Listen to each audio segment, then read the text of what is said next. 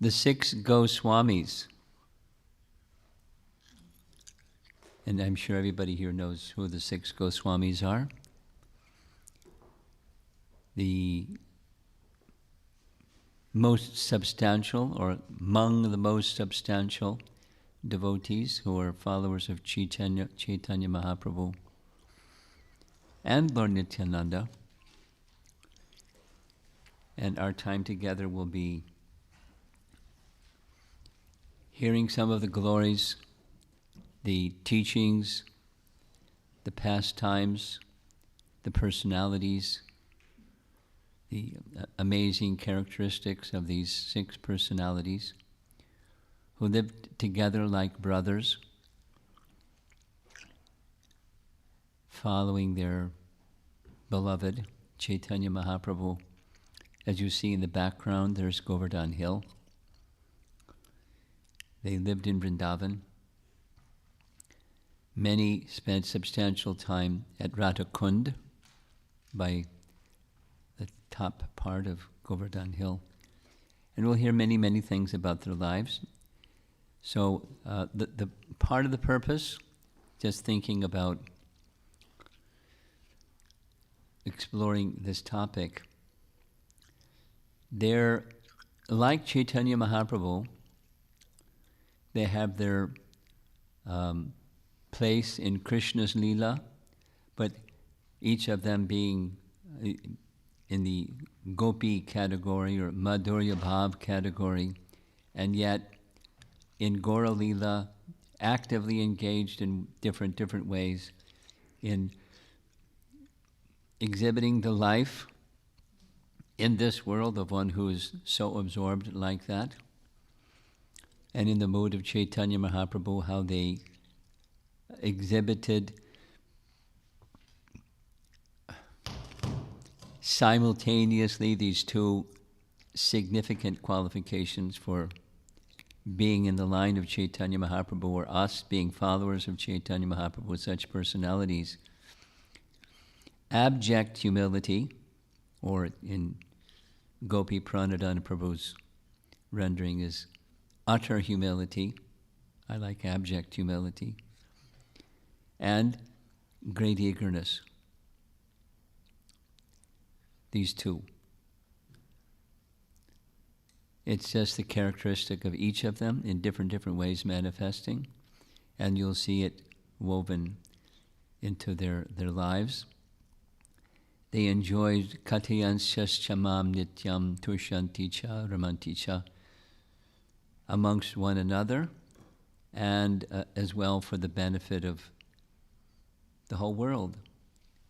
Regularly they would come together at the Radha Damodar temple. It was centrally located and convenient for Jiva Goswami to be the host of everyone. And they would make their strategies how to do what Chaitanya Mahaprabhu wanted, to establish his teachings and the propagation of the holy name as well as his teachings throughout the world, although they stayed fixed in Vrindavan. And amongst those 6, these 2, Rupa and Sanatan, are especially important. We're going to hear in Gaura Gonadesh Dipika, there's the statement that Sanatana Goswami, not only who he was in Krishna Leela, but that he was a Abheda Tanu. He was an extension of the body of Chaitanya Mahaprabhu.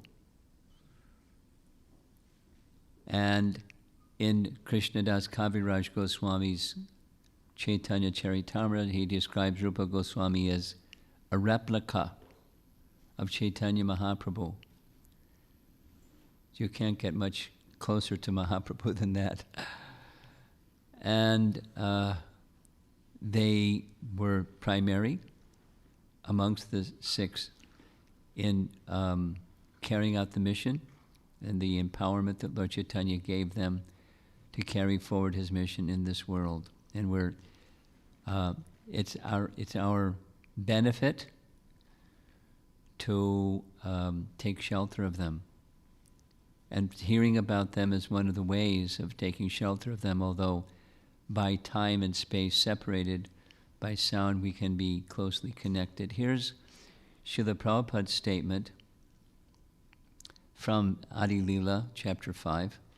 Anyone desiring to become expert in the service of Sri Sri Radha and Krishna should always aspire to be under the guidance of Sarup Damodar, Rupa Goswami, Sanatana Goswami, and Raghunath Das Goswami. To come under the protection of the Goswamis, one must get the mercy and grace of Nityananda. Not on Nityananda Trayodasi, I believe we saw this same slide, because in Nittai Padakamala, the last line is in Nittai Padakamala, to get the association of the six Goswamis, one needs the mercy and grace of Nityananda. And the former statement is directly taken from Raghunath Das Goswami's Manasi Shiksha. In Raghunath Das Goswami's Manasi Shiksha, the third verse, he speaks the same message. If one wants to enter into the rasa dance of Radha and Krishna, one will need the mercy of Sarup Damodar, Rupa Goswami, and Sanatana Goswami, and their followers. So, I mean, all needles point to the same place. The same six Goswamis, and the mercy of Lord Nityananda. Similar, Bhaktivinoda Thakur in his Gitavali writes, you should remember Srila Kavikarnapur and all his family members, who are all sincere servants of Lord Sri Chaitanya Mahaprabhu. You should also remember the father of Kavikarnapur, Shivananda Sen. Always remember all those Vaishnavas who strictly follow the path of Srila Rupa Goswami and who are absorbed in bhajan. If you actually want residence in the land of Vraja, then you must remember all the Vaishnavas who are followers of Srila Rupa Goswami. So we're going to try to do that together. And let us offer our prayers in the beginning, because one natural thing to do is to absorb ourselves in this Sad Goswami Astaka. Srinivasacharya wrote these 8 prayers in glorification of the 6 Goswamis, and they're very beautiful. We'll do that at the end. And the encouragement before we began was listen to Srila Prabhupada singing. I don't know if some of you have done it, but if you haven't, please do it. It's in the cover letter that was sent out. And it's very moving. And it helps one understand who these personalities are. We'll do that in a summary way at the end. Most outstanding is their literary contribution. Lord Chaitanya gave teachings but didn't write, and he empowered these 2 brothers to write, which they did profusely, on the teachings that was given to them. And we'll hear some about their writings. So this evening's class is going to begin with the elder of the 2, Sanatana Goswami. In this Gora Gonadesh Dipika by Kavikarnapur, it's like a who's who. In Gora Lila, what's their position in Krishna Lila? So there he writes that Sanatana Goswami was a combination of Rati Manjari and Lavanga Manjari. Sometimes their names are used interchangeably. As the jewel among sages, Sanatana Kumar also entered into the body of Sanatana Goswami. That's what he writes. Here's the verse. Rupa Manjari, closest friend, who is known by the name of Rati Manjari and the Vanka Manjari, appeared in the pastimes of Sri Chaitanya Mahaprabhu as Sri Sanatana Goswami, who is considered to be a personal extension of the body of Sri Chaitanya Mahaprabhu. So the Sanskrit, you can see, it's in the second half.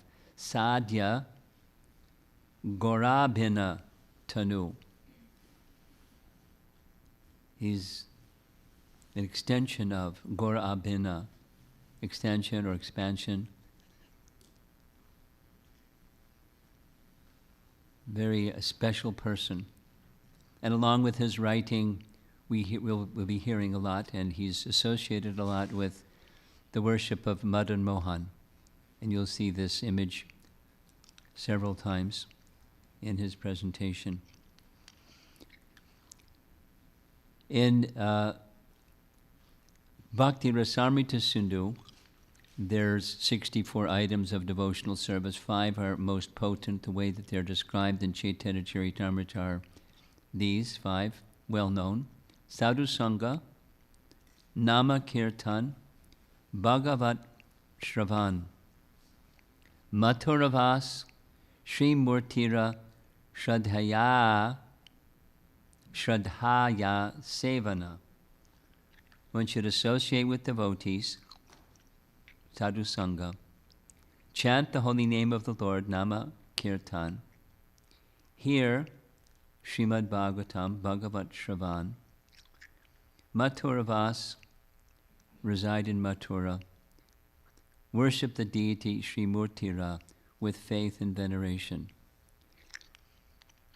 So the 6 Goswamis did all of these, obviously, and their power is derived from the empowerment given to them by Lord Chaitanya, and also setting the example for us of how to live our lives in this profound way. His deities are Madan Mohan, and when we have our Mangala Charana, we recite, so we can recite together this Mangala Charana, please. Jayatam Surato Pangor Mama Manda Matergati Matsarvasvas Padambojo Radha Madanamohano. Translation is, glory to the all-merciful Sri Radha and Madan Mohan. They are the only shelter of my depraved and crippled self. Their lotus feet are the be-all and end-all of my life. The place where they were primarily worshipped by Sanatana Goswami was atop Dwadasha Adityatila. This is a painting from the British time, and they captured the mood of the place very nicely before it was so well developed like today. And the name Dwadasha is 12, just like Dwadasi. The 12 Adityas, or sons, that were summoned by Krishna at the end of the Kaliya Leela. He had been in the water all day long, so he was cold, so he sat on top of this hill, and 12 sons came to warm him up. That's where it got its name, Dwadasha Adityatila. And there you see in the painting a sadhu, or someone seated by a tulsi plant and worshipping and chanting by the side of the Madan Mohan temple. And superimposed on this is that same image of Lord Chaitanya worshipping, more or less in that area, his deity of Madan Mohan. Some more introductory verses taken directly from Chaitanya Charitamrita. Srila Raghunath Das Goswami has described Sanatana Goswami in his prayer, Vilapa Kushamanjali, verse 6, where he has expressed his obligation to Sanatana Goswami in the following words, a celebrated verse. Vairagya Yug Bhakti Rasam prayatnayar. I was unwilling to drink the nectar of devotional service, possessed of renunciation. Right, Raghunath Das? Unwilling to drink the nectar of devotional service, possessed of renunciation. But Sanatana Goswami, out of his causeless mercy, made me drink it, even though I was otherwise unable to do so. Therefore, he is an ocean of mercy. He is very compassionate to fallen souls like me, and thus it is my duty to offer my respectful obeisances unto his lotus feet. Many of you who listen to Prabhupada's lectures are accustomed to hearing this phrase, Paradukkha Dukhi, and it's often connected to his description of Prahlad Maharaj. Paradukkha Dukhi, that Prahlad Maharaj was such a person. He was very compassionate, the ocean of mercy, very kind to those who are distressed. But it's actually Raghunath Das Goswami describing Sanatana Goswami, that he was such a personality. And in the same purport, Prabhupada writes, Sri Sanatana Goswami Prabhu, the teacher of the science of devotional service, wrote several books, of which the Brihat Bhagavatamrita is very famous. Anyone who wants to know about the subject matter of devotees, devotional service in Krishna, must read this book. I think that's every one of us. I'm sure it's every one of us. We want to know about the subject matter of devotees, devotional service, and Krishna. It's our life. And Brihat Bhagavatamrita is another worldly literature. For the past month, I've been reading passages from part 2 and continuing after this weekend. It's very special, very, very special literature. Not only he wrote Brihat Bhagavatamrita, but he wrote the commentary to Brihat Bhagavatamrita. We just this morning finished a 24-page purport to one verse on the importance of sadhu sangha. A very amazing, detailed explanation of the importance of sadhu sangha. But that's one of his principal works. Another that's attributed to him is Hari Bhakti Vilas. Hari Bhakti Vilas was a literature that, not by name, but in principle, was instructed by Chaitanya Mahaprabhu to Sanatana Goswami to write, to exhibit, and to write literature about the behavior of a Vaishnava. So Hari Bhakti Vilas, I like to call it's a how-to manual. How to do anything, everything that's related to Vaishnava life. Everything. You can't think of something that's not there. It's there. And so it's very comprehensive. The exact role of Gopal Bhatta Goswami, there's different opinions about it. I grew up in the Hare Krishna movement understanding that it was actually Gopal Bhatta that wrote it in a manuscript form, handed over to Sanatana Goswami, who asked him to put it in a publishable form. Just don't put my name in it. There's another version that said Sanatana Goswami wrote it and relied very heavily on Gopal Bhatta's input, etc. Or Gopal Bhatta edited it, or there's different versions. But it's the author is considered to be Hari Bhakti, it is considered to be Sanatana Goswami. Very important literature for understanding how to do anything.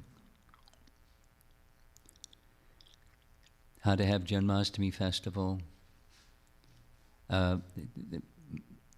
Diksha, the process of Diksha, process of sannyas, duties of a householder, how to observe Ekadasi, and anything that's in relation to Vaishnava life. Hari Bhakti Vilas, very important literature. And as you can see, he really liked Srimad Bhagavatam. He wrote a Canto 10 commentary. It has two different names. A little confusing until I understood there's two names for the same book. Often it's just called Vaishnav Toshani, but its full name is Brihat Vaishnav Toshani, or Dashama Tipani, Dashama, the 10th canto. Then he wrote a poetic summary of Krishna's pastimes in Vrindavan, Dashama Charita, also more commonly known as Krishna Lila Stava. Very beautiful, very, very beautiful. It's a poetic summary. And he wrote a description of Kartik, separate, and it's similar to, but an expanded version of what's in Hari Bhakti Vilas, and a commentary on Damodarastaka. And there's other things that we wrote which we'll touch on shortly. So this was a primary part of his life, his worship of his deity and his writing of transcendental literature. These were two of the four things that Chaitanya Mahaprabhu instructed him. He reached Vrindavan when he was around 30 years of age. We're going to hear some details of his travels. And he remained for another more than 40 years, so 70 years. All the Goswamis lived a very long time. Raghunath Das lived for 92 years. Chaitanya Mahaprabhu described to Ramananda Roy his characteristics.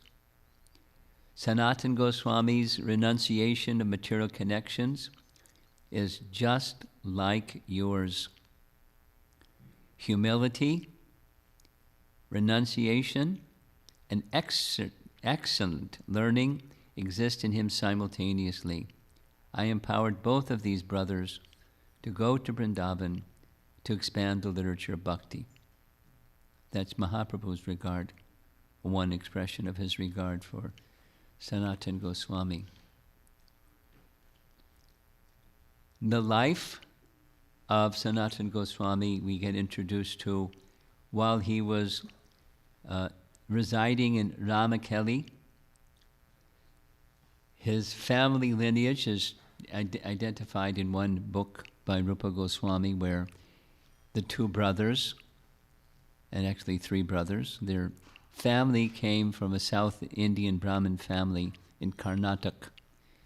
And due to some dissension amongst the family, they moved once, they moved twice, and gradually shifted over a few generations to this place. Not exactly at Ramakeli, but nearby, because Ramakeli was near the capital of the Nawab Hussain Shah, the ruler of one of the largest kingdoms in India at the time, Bengal, where it was much bigger than West Bengal today. Big, like 1/3 of India today was ruled by this Nawab. And he basically blackmailed or engaged Sanatana Rupa and his brother, and their brother Anupam, in government service. There are different descriptions, but basically he understood he was a Vaishnava leader, and the Nawab was smart. He understood if there's a local man that I can trust, and he's looked up to by the people of the land, if he's working under my government rule, then I can rule peacefully. So he called them to his court, and he gave them a choice. You can assist me in my government, and I'll reward you handsomely. Or, if not, then I'll just torture and mutilate and make havoc amongst all the Vaishnava community in the land. You think about it and let me know what you want to do. So he didn't want to do that, and I didn't want either, so he opted to assist. And they were given a large pension, large compensation. They had vast land holdings, and they used those vast land holdings that painting is meant to show. They created a little Vrindavan with a Govardhan Hill and the river Jamuna and temples and this and that, because they were absorbed in Krishna Bhakti. Even before they met Lord Chaitanya, they were absorbed in Krishna Bhakti. And they didn't like what they were doing. Naturally, they didn't like what they were doing for the Nawab. So they heard about Chaitanya Mahaprabhu. At that time, he was already residing in Puri. So they sent messengers. That was the way of sending letters. And the messengers carried those letters to Lord Chaitanya, who, letter after letter, didn't receive a reply. But they knew the message was delivered because the messenger came back without a message. So finally he came back with a message. The message was cryptic and kind of like they had to figure out what he meant. He wrote, "Become just like a wife who is attached to another man and will perform her worldly duties to her husband very nicely so he doesn't suspect. But in her mind, she will always be thinking of the other man, waiting for the chance to meet him." So they understood. Carry on, and the time will come when we can be together. And when it was time to be together, externally Lord Chaitanya was making a plan to go to Vrindavan. And we're going to see some maps shortly of, he didn't go to Vrindavan, he went to see Rupa and Sanatan and Anupam. He went to Ramakeli, which is not on the way. He went out of his way. And when they reached Ramakeli, there was thousands of followers, and Rupa and Sanatan, we'll hear some more tomorrow morning about the exchanges that took place with Nawab. Nawab was naturally like, who is this person? Is he going to be a problem for me? So we'll hear tomorrow morning what was the exchange with Nawab. But he became calmed by what he heard from one of his ministers, as well as directly from Rupa Goswami. So he didn't take any action. But they met him at night in a secluded place, and tomorrow morning we'll hear their prayers. Very, very powerful. They affected Chaitanya Mahaprabhu because he commented later, after he returned to Puri, before going to Vrindavan, that he can't stop thinking about the dainya, the utter humility of these two. And they were appealing for Chaitanya Mahaprabhu to relieve them of their plight, being stuck in the government of the Nawab. Mahaprabhu's response was, be patient, in time this will happen. But from that association, they became very determined and restless to remain. Now, it's significant because it comes up later. It comes up in Antya Lila of Chaitanya Charitamrita, where Lord Chaitanya reminds Sanatana Goswami that Sanatana Goswami, with all this humility, is giving advice, you can say instructing, Chaitanya Mahaprabhu, not improperly, not impertinently, but he's so qualified that he's giving instructions or advice. And there were two of them. One of them was Nawab is peaceful right now, but he is very vicious, and at any moment he could do anything very dangerous. So we advise that you don't stay. As much as they wanted Lord Chaitanya's association, best that you leave as soon as possible. And the second was a little more delicate, but you're going to Vrindavan as a sannyasi with thousands and thousands of followers is not nice. You should enter Vrindavan alone or with most one associate, one assistant. That would be the nice way to enter Vrindavan. Lord Chaitanya didn't say yes or no or, what are you doing? How can you advise me? He considered it. The following day, he concluded Sanatana Goswami was right. And then he went a little bit further, Kanayana Shala, and then doubled back. And we'll hear some more about his doubling back and what happened. Because it's connected to meeting Raghunath Das Goswami. Raghunath Das Goswami was the first of the 6 Goswamis to have personal association with Mahaprabhu, because that happened on the way up, passing through Shantipur. We'll hear tomorrow. So just after Mahaprabhu left Ramakeli, the 3 brothers, we hear primarily the 2 brothers, just like this painting, but they couldn't carry on anymore. So Rupa and Anupam left, and we'll hear tomorrow morning what happened when he left. And Sanatana Goswami remained because he was the de facto ruler. He was the prime minister of the whole kingdom. And prime minister meant he was ruling. But he, on the plea of not being well, he wasn't coming in to do his duties.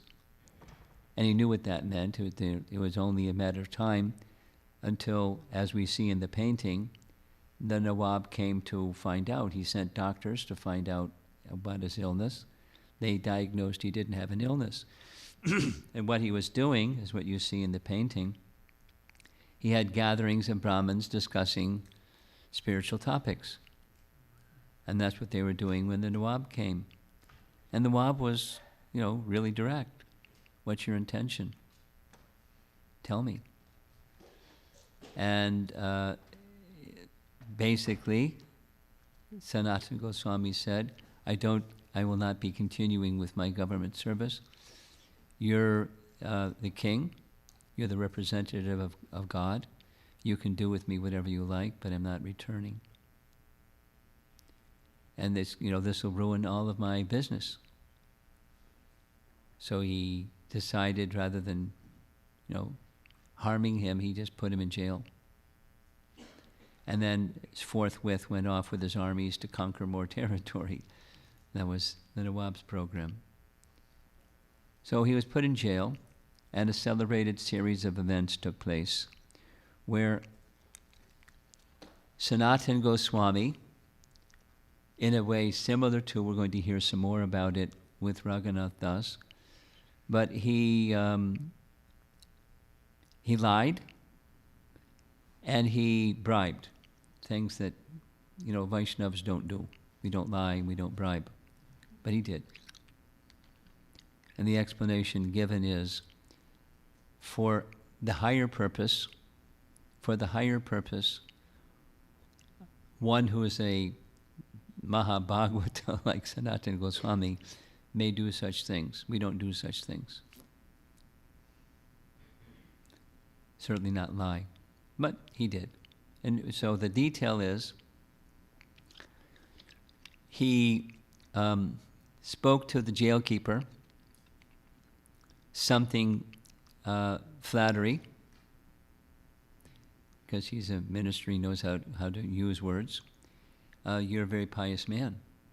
And according to the scriptures, if you assist a person who is in bondage to become free, you gain great pious credit. So I'm in bondage, see these iron shackles. My brother made an arrangement for many gold coins. He stacked in front of him I don't know how he got the gold coins, but it says in Chaitanya Charitamrita, 5,000 gold coins, please release me. And he said, I like the gold coins, but I'm afraid of the government. He said, no problem. You can tell them the following lie. He didn't use the word lie. You can tell them that Sanatan went to answer the call of nature. He went by the side of the river, and he jumped in the river with his shackles on, and I tried to find him, and he's gone. He must have drowned. And he was still reluctant. So then he upped the ante. Here's 7,000 gold coins. And that did the trick. And the jailkeeper released him. And he immediately headed for Chaitanya Mahaprabhu's association. Now Chaitanya Mahaprabhu at this time had gone to Puri. We're going to see a map that's showing the flow of who went where and the sequence of things. But he had gone to Puri, had to return the thousands of followers to Puri, left with one assistant, and went through Varanasi, and then Prayag, and then to Vrindavan. He met him on his way back, from Vrindavan back to Puri. And as in the course of the journey, they had to pass through a hilly tract of land, and there was another event that's very much described in very detail. There was one assistant with Sanatana Goswami named Ishan, who had 8 gold coins. And when Sanatana Goswami reached the hilly tract of land, it says, there was an innkeeper who had an astrologer who informed him that there's a wealthy person, has great wealth, he's going to pass through here. I mean, I don't know how astrologers can understand that, but that's what he told him. And so when Sanatana Goswami, dressed as a Muslim, passed through his area, he treated him with such kindness and courtesy and in such a manner that Sanatana Goswami, being a minister, understood something's up. Why is he treating me like this? So he asked his assistant, Ishan, do you have any money? And Ishan said, I have 7 gold coins. Notice, it's 8 gold coins. So this is death knell. Give me those 7 gold coins. I'm going to give them to the innkeeper immediately. The innkeeper said, oh, it's good that you've done this. It's very pious of you. I was going to kill you. But now you spared me of having to kill you. Thank you. You can keep your gold coins. He said, no, you keep them because someone else will try to kill me. But if you can do one favor, you can help me get across the hilly tract of land. And so the innkeeper assisted. Ishan kept his 1 gold coin. They parted ways. And from there, Sanatana Goswami made his way to meet Lord Chaitanya in Varanasi. Now, here's a map of India. And just be patient with me. We're going to show the travels of Chaitanya Mahaprabhu, starting from Jagannath Puri, going first to Shantipur. Notice where Vrindavan is. It's not on the way, right? He went to Shantipur and met Advaitacharya, and while he was with Advaitacharya, he met Raghunath Das Goswami for the first time. We'll hear some more about that tomorrow. And after departing Shantipur, he went to Ramakeli. And in Ramakeli, he met Rupa and Sanatan and had his exchange with them. He was advised by Sanatan, don't go with so many people to Vrindavan. And so he went to Kanai-Natashala, turned around, and went to Shantipur, where Raghunath Das met him for the second time. And we'll hear those instructions tomorrow. And then Chaitanya Mahaprabhu returned to Jagannath Puri. where the followers were left behind. And then Chaitanya Mahaprabhu decides to make his journey with one assistant going to Vrindavan. He went through Jharikand forest and then spent just 4 days in Varanasi, and then went on to Prayag, and then from Prayag to Vrindavan. Now, while he's in Vrindavan, shortly he's going to meet with Sanatana Goswami in Varanasi. So he goes to Prayag. He meets, who does he meet first in Prayag? Rupa Goswami. Rupa Goswami, we'll hear tomorrow morning, when he departed with his brother Anupam, he left 10,000 gold coins for Sanatana Goswami to use for his escape, of which 7,000, that means there was another 3,000 somewhere. And then 2 boatloads of gold coins went to his family place. We'll hear about it tomorrow. And then from there, Rupa Goswami traveled by foot with Anupam to Prayag. And the Chaitanya Mahaprabhu met with Rupa Goswami for 10 days and told Rupa Goswami to go to Vrindavan. While he went to Varanasi, so Rupa Goswami went to Vrindavan, and he stayed there for a whole month. And then he went to Puri to rejoin Chaitanya Mahaprabhu.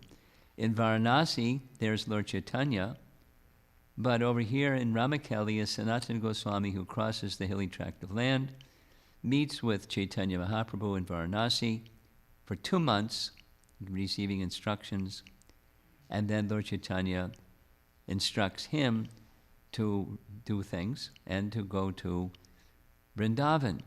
Chaitanya, meanwhile, goes back again through Jharikand forest to Jagannath Puri, and Sanatana Goswami follows Lord Chaitanya's instructions. And while he's traveling to Vrindavan, Rupa Goswami is leaving Vrindavan.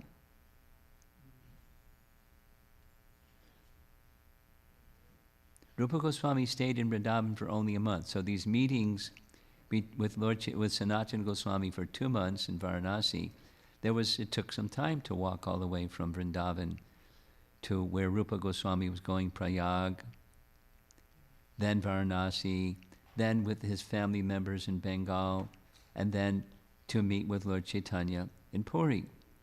Meanwhile, Sanatana Goswami is still up there in Vrindavan, and Rupa Goswami stayed with Mahaprabhu for 10 months, and after 10 months, he went to his home place for 1 year before returning to Vrindavan, where he stayed for the rest of his life. And then, now up here, in the upper left corner, that's Vrindavan, and Sanatana Goswami goes to Prayag and through Varanasi to meet with Lord Chaitanya in Jagannath Puri. And after some time, Rupa Goswami travels from Bengal to Vrindavan and stays there. Now, all of this that you just saw is somebody assisted me putting together something that Burijan put together for his presentation. And if you haven't seen it, please see it.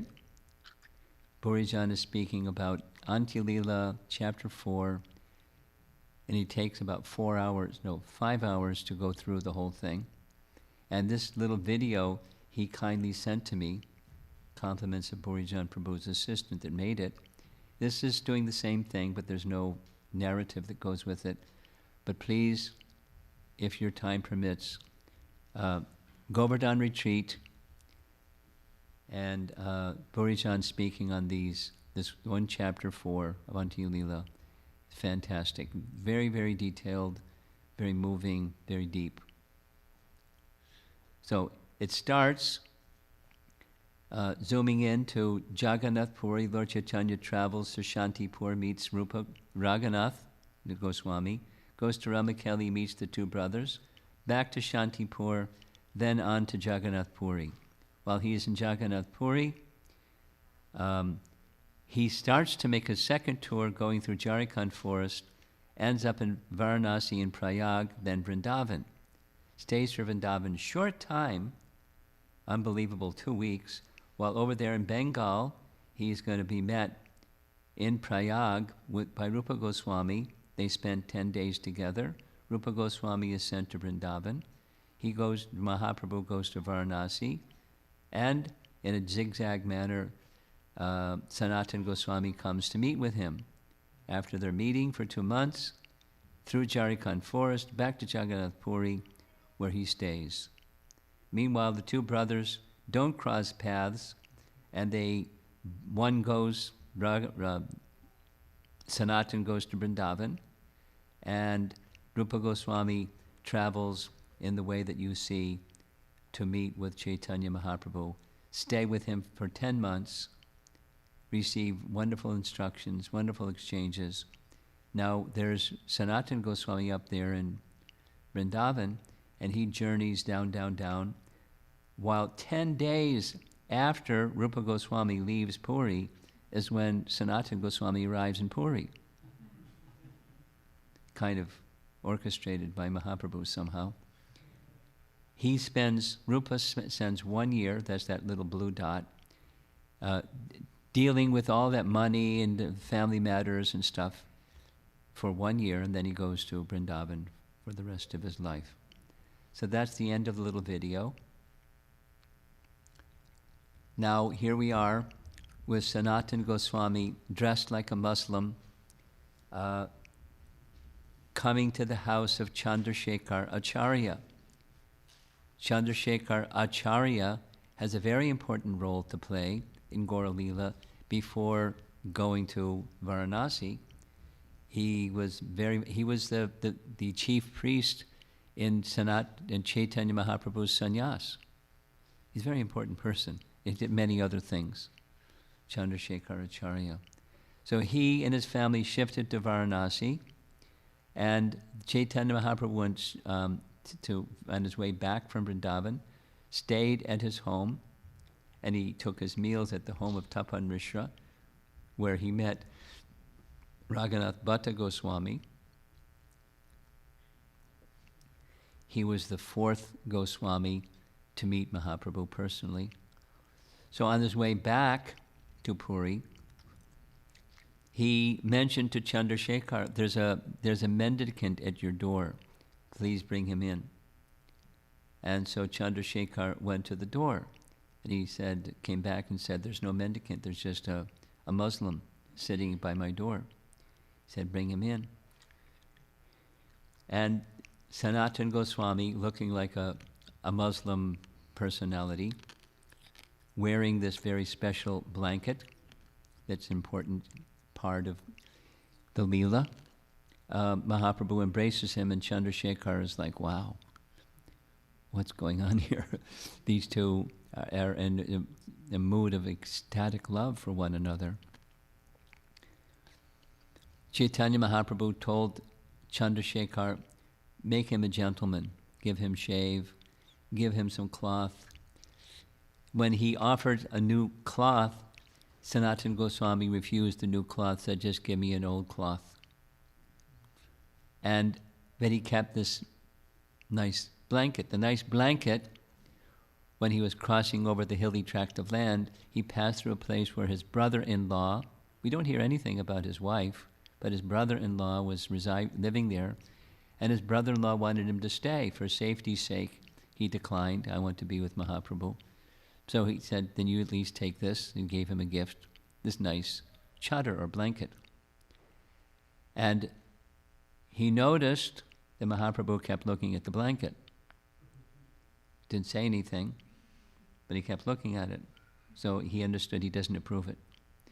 And so when he went to the Ganges to take his bath, he saw an old sadhu. This isn't the guy, that's just from the internet. And he had taken his bath in the Ganges, and his torn quilt was lying there to dry, and Sanatana Goswami made a request. Can I exchange this blanket for your torn quilt? And man said, this isn't nice to make fun of a sadhu. Why are you doing this? He said, no, I mean it. Please let me exchange. And so he came back after bathing with the torn quilt.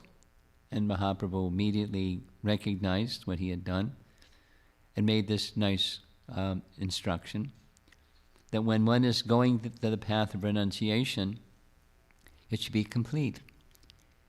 Then he gave this nice metaphor of a physician. When a physician doesn't just heal a disease, but removes even the trace of the disease, that's a good physician. So what you've done is very good. You're going the path of renunciation, because he gave up everything. His wife, his wealth, his position, his everything. And for a life of being with Mahaprabhu. And so they spent 2 months together where Lord Chaitanya was thoroughly instructing Sanatana Goswami, and those instructions are found extensively in Chaitanya Charitamrita and again in teachings of Lord Chaitanya. In lectures on that section, Prabhupada in 2 different lectures says specifically, he gave him sannyas and sannyas attire. Now, that's the only reference I know of, was he a sannyasi or was he beyond any status of varna and ashram. Repeated again and again and again. Those who like to listen to Prabhupada lectures know. Kayami.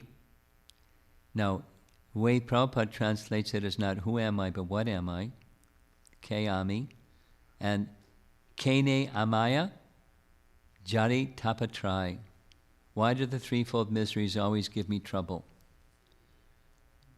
And the answer to these questions constitutes several chapters of Chaitanya Charitamrita and 2 months' worth of instructions.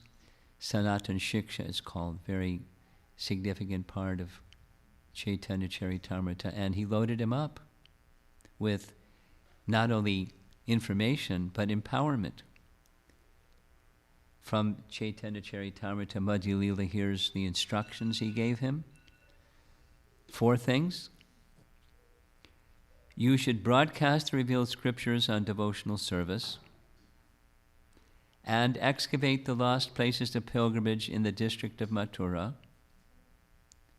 Establish devotional service to Lord Krishna and Radharani in Vrindavan.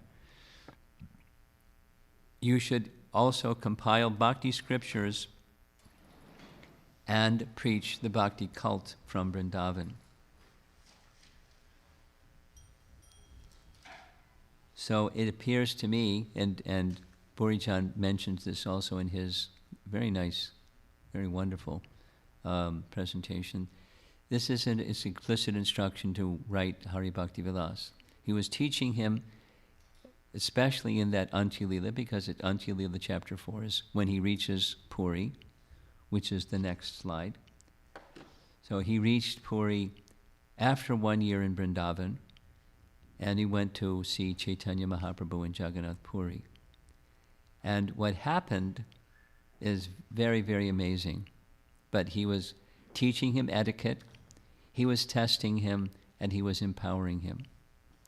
And he was bringing him to complete surrender. It's really wonderful. Many things in that exchange.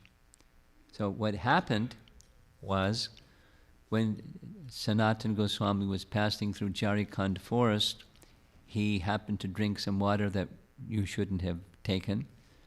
And his body, we all know the story, his body became infected with a kind of disease, a skin disease that caused sores. And there's 2 kinds of sores, just dry itching sores and weeping sores. And his was the weeping sores kind. And so as he was traveling, we all know this nice story. As he was traveling, he began considering how horrible. I'm going to Puri for my benefit, and all I'm going to do when I get to Puri is make offense with this smelly, yucky body. Lord Chaitanya will want to embrace me, and it'll smear this yucky stuff all over his body. And better I give up my body. So he as he was walking and walking, he made a plan how he would give up his body. It didn't happen, but he got there before Rath Yatra, and the plan was to see Lord Chaitanya, see Lord Jagannath, throw his body beneath the cart, the wheels of Jagannath, and his life before Lord Chaitanya and Lord Jagannath. He didn't say anything to anybody, but Lord Chaitanya understood his mind. And there's a series, listen to Buri Jan's wonderful rendering of this chapter, and he checkmated him. You know, you can't take your life. You've given your life to me. What are you doing? Taking the property of a Brahmin and a sannyasi? This is sinful. You can't do this. I have plans for this body. I have a plan. He didn't reveal what that plan was, or he had previously revealed, but anyway, so it's a nice section. Rather than repeat it, I invite you to, fifth time, listen to Buri Jan's explanation. It's really beautiful. And he spent 1 year in Puri. One of those times that he was in Puri, very significant event, another test. Chaitanya Mahaprabhu was having lunch with the devotees at, what's the name of the place? I forget the name of the place. From where Sanatana Goswami was, the direct route to get to the place was to go in front of the temple where there's some shade, and he didn't go in front of the temple, he went by the path by the sea.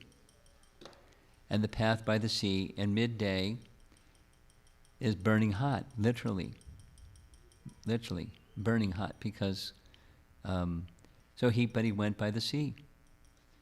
And as he traveled along the coast of the sea to get to where Lord Chaitanya was, his feet were blistering. And when he reached there, Lord Chaitanya, being omniscient, asked him, by what path did you come? He told him. He said, why didn't you come by the temple?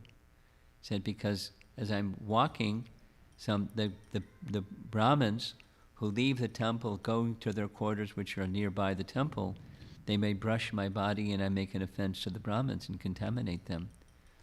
So I don't want to make offense like that. So I went by the beach. When you let me look at your feet, they're all blistered. He said, I didn't feel anything because I was anticipating meeting you. He didn't know what it was. Just he wanted to see him. But a moment's association with Mahaprabhu was worth everything for him. So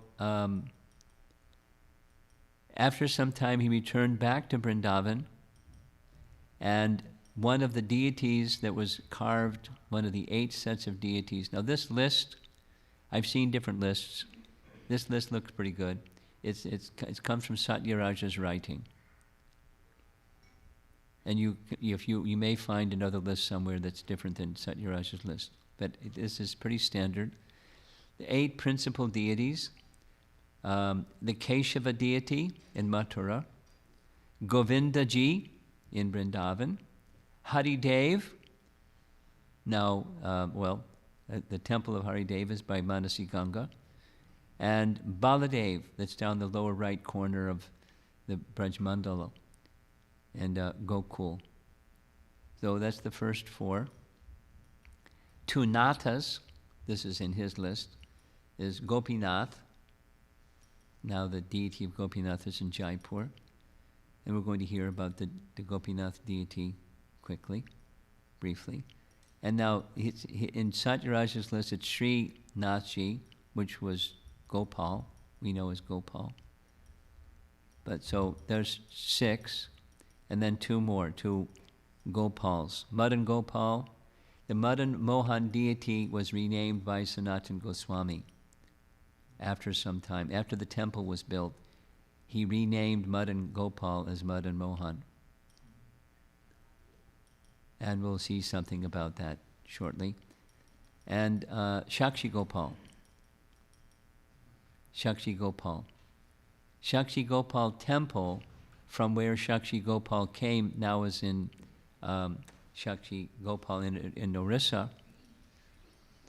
The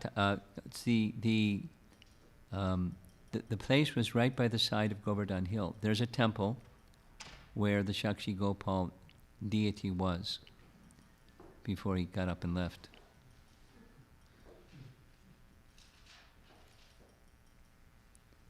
From Bhakti Ratnakar.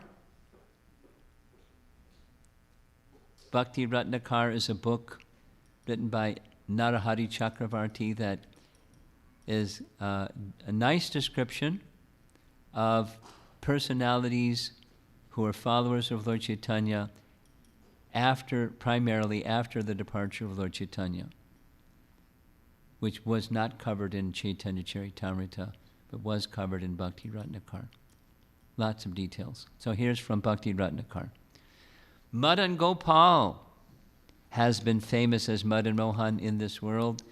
Shriman Madan Gopal also exists within Vrindavan.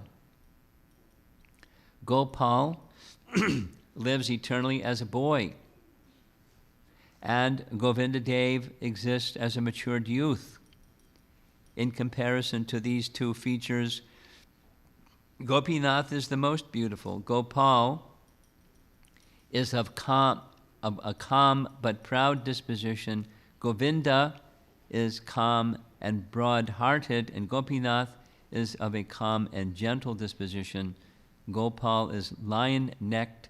Govinda stands in a threefold bending posture, and Gopinath is a flirt. I mean, another translation, he's a debauchee. That's sometimes how it's translated, with a broad chest.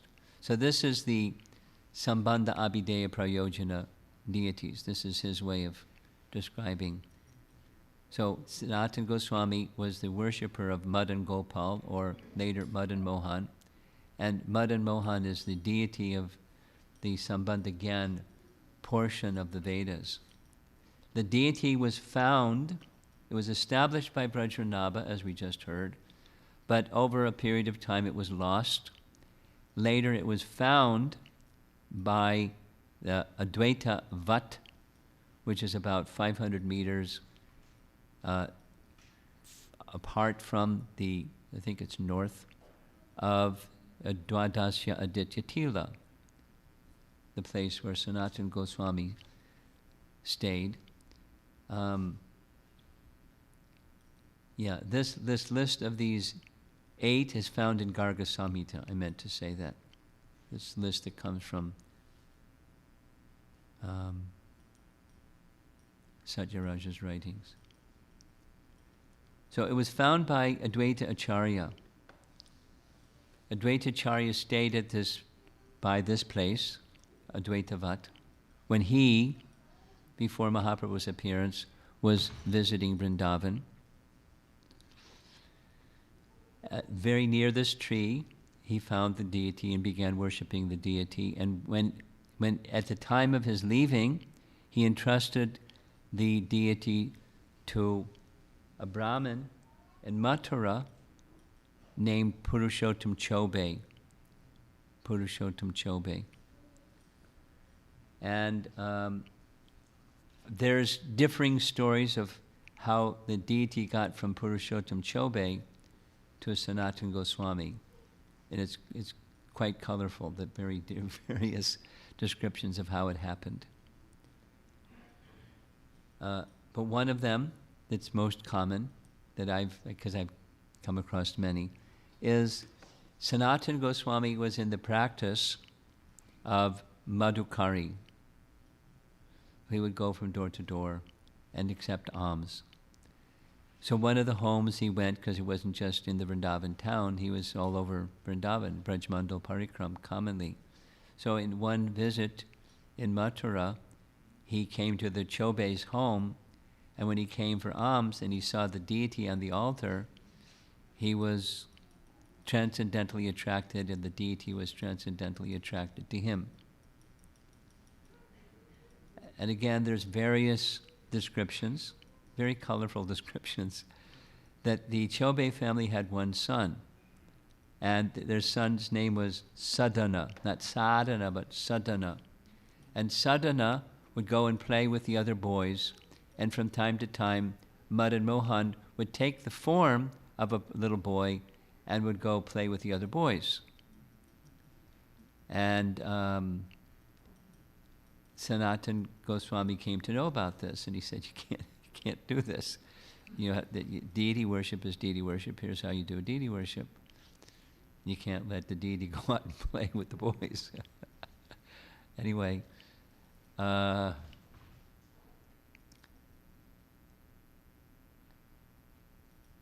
deity became attracted to Sanatana Goswami. He has a way of moving here and there according to his desire, and this was one of those desires. He desired to be with Sanatana Goswami. So he appeared in the Chobe's dream, Purushottam Chobe's dream, saying, I want to be worshipped by that sannyasi, that sadhu. So please make an arrangement. There's other versions. So the next time Sanatana Goswami came to their home, he came from time to time because he was very attracted to the deity. Purushottam Chobe informed that the deity wants to come with you. They were very attached to the deity. The description is that they were on this platform of not regulative deity worship, but a spontaneous kind of deity worship where they treated the deity like their son. They had affection for their son and affection for the deity the same. There's like lots of that kind of description.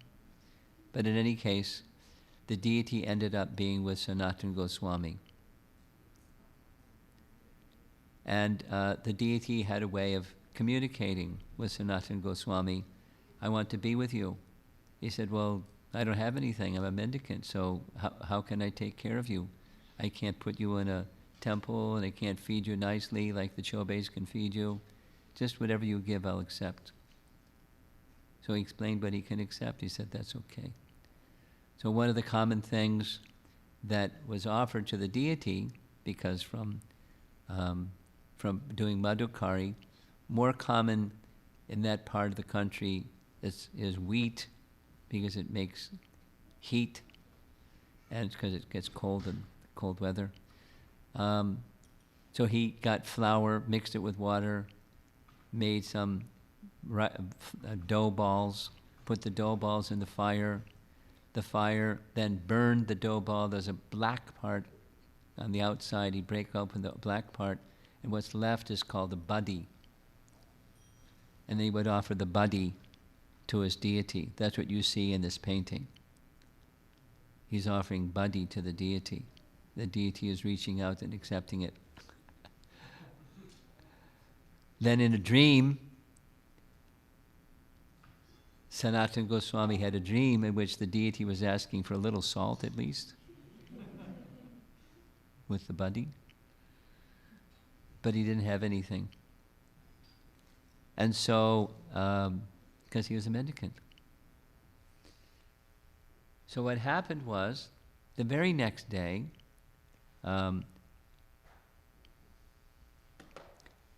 this merchant named Krishnadas Kapoor, here's some detail here, a merchant from Multan, I don't know where that is.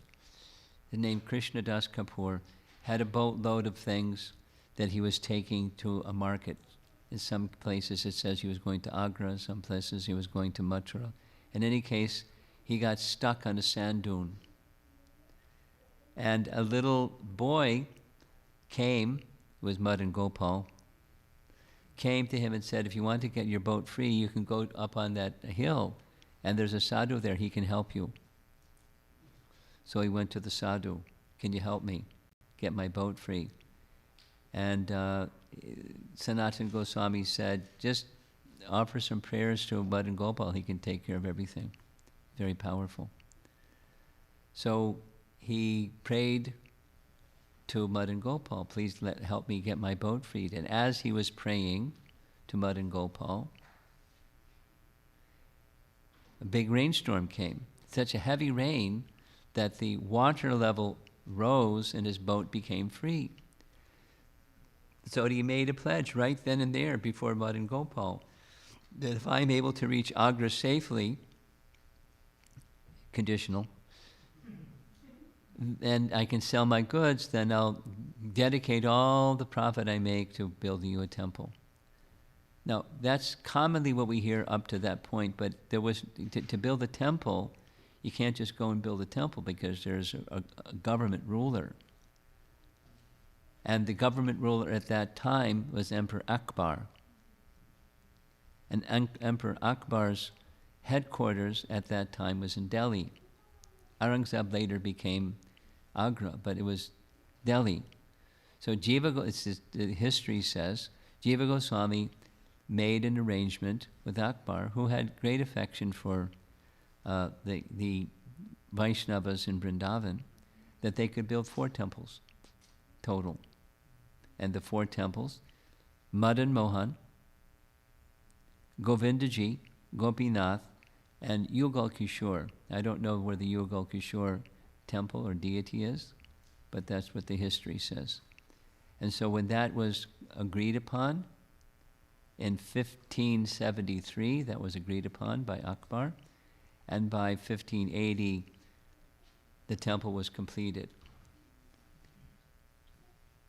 Krishnadas Kapoor made good on his word, and the temple was built, and some land to support grains for the maintenance of the deity.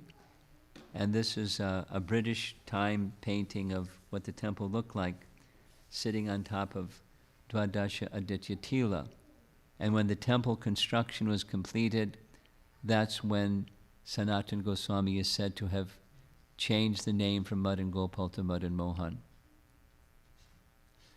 Now those of you that like Brihat Bhagavatamrita written by Sanatana Goswami, you know that the mantra given to Gopakumar was the Madan Gopal mantra, which is same mantra that we receive in Gayatri, Madan Gopal or Gopal mantra, or Madan Mohan.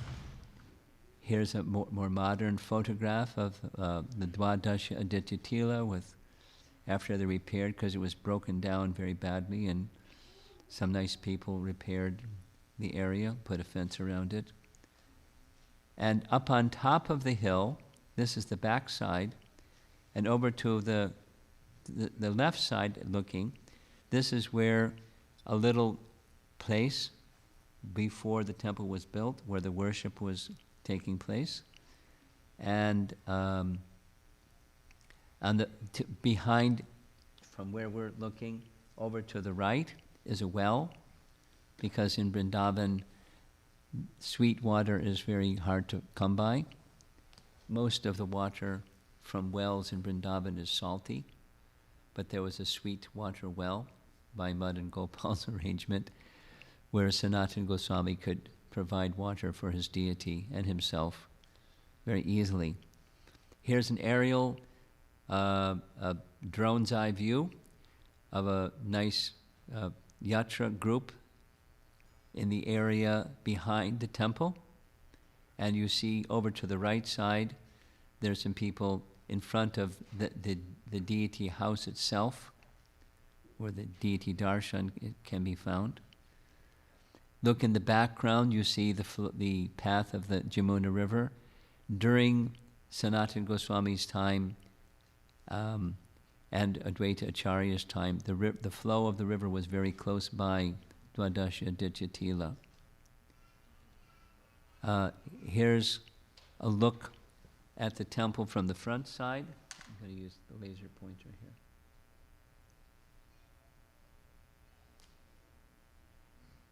Here's a set of steps going up to the temple, and right here, where that red dot is, that's where the deity darshan is. Here's the steps, leading up to the temple.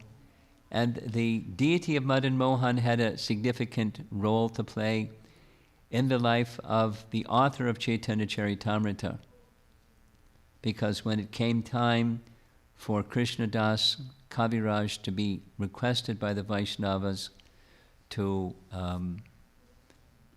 compile Chaitanya Charitamrita, one of the places he went to is the deity of Madan, Mohan, and a garland fell as he was offering his prayers to Madan Mohan, signifying his consent. So here's what Krishnadas Kaviraj writes. Shh.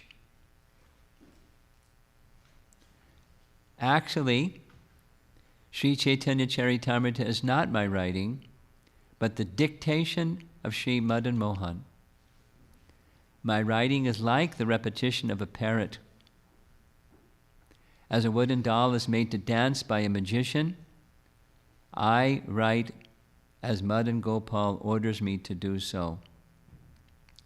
Glory to the all-merciful Radha and Madan Mohan. I am lame and ill-advised, yet they are my directors, and their lotus feet are everything to me.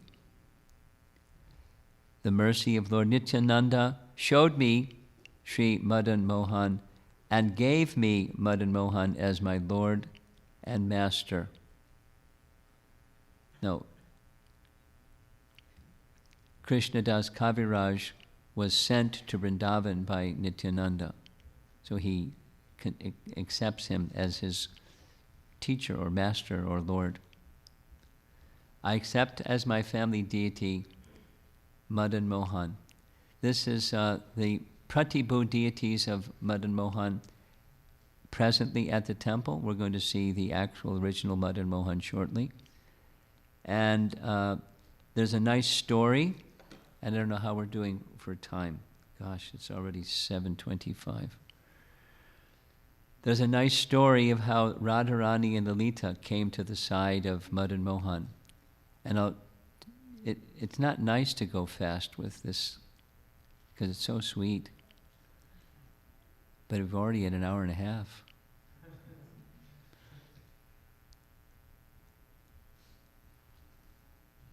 Purushottam Jana was the son of Prataparudra Maharaj. And he was inspired to have a deity of Radharani by the side of both Govindaji and Radharani by the side of Madan Mohan, because they were the first two deities. So it was a big festival, big arrangement, transporting the deities to Vrindavan, and there was an installation planned.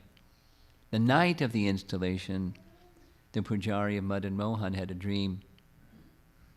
In his dream, the deities of Radha said, this other deity isn't Radha, that's Lalita. And both of us belong by the side of Madan Mohan. Please make that arrangement. So that's what happened. He told everybody, everyone accepted what he said, and although it was going to be a different installation the next day, it was Lita by his side and Radharani on the other side. Here's a photograph of those deities, and nice history. They went from, eventually, as all the main deities, many of the main deities of Vrindavan went to Jaipur, and then they moved from Jaipur to Karoli. Madan Mohan is very funny, and he does what he wants to do. So what happened was, through the generations, the daughter of the king of Jaipur was making an arrangement for the marriage of his daughter to the son of the king of Karoli. And his daughter said, I'm not going. I won't marry unless I can take Madan Mohan with me. And somehow some deal was made. And Madan Mohan left Jaipur and went to Karoli, where he is today. And here's a photograph of the deities. Here's a photograph of some ISKCON deities that are made in the likeness of Madan Mohan and Radharani and Lalita. And here's a really nice photo. It's hard to get a nice photo, but a nice photo of very, very merciful deities of Madan Mohan. And there's a pastime in Vrindavan that shows a pastime. If you look closely, you see Radharani has a sword in her belt, and Krishna has a big sword in his hand instead of a flute, and he has a shield. And the pastime that's connected with this is, after the Rasa Leela dance, Krishna was resting under a tree when the gopis stole his crown and flute. They gave them to Radharani, who dressed as a king. That's Radharani dressed as a king. And Krishna had to become her doorkeeper to get his crown and flute back. So there's the pastime. Krishna was resting after Rasa Leela and she stole the flute. In downtown Vrindavan, there's a second Madan Mohan temple by Radhakund.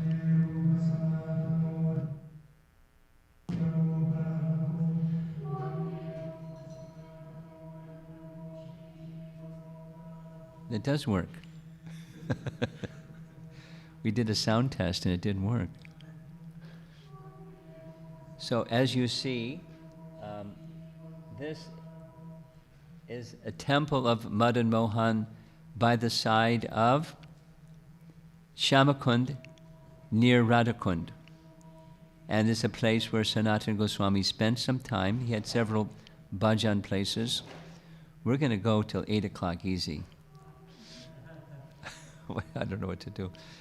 Inside, this is the his sitting place, and on the left side, and then very nearby, it's very small, but is the deities of Madan Mohan. And from this place, a very nice pastime occurred. Here's the nice pastime. It was a practice for Rupa Goswami from time to time to bring his writings to his elder brother, Sanatana Goswami, and seek his comments and edits. Writers often like to do that. And so Rupa regularly did that, and he brought a pastime that he had composed and asked Sanatana Goswami to evaluate. And then he left, and Sanatana Goswami was reading, and he felt uncomfortable with a portion of the writing. And in the writing, Rupa Goswami had characterized the braid of Radharani looking like a snake crawling up her back. He thought, that's not nice. He didn't say anything, he just thought like that. And then later in the day, he went to take his bath in the backside, which is where Shyamakund is. And as he was heading down to take his bath at Shyamakund, on the other side of Shyamakund is Manasa Ghat.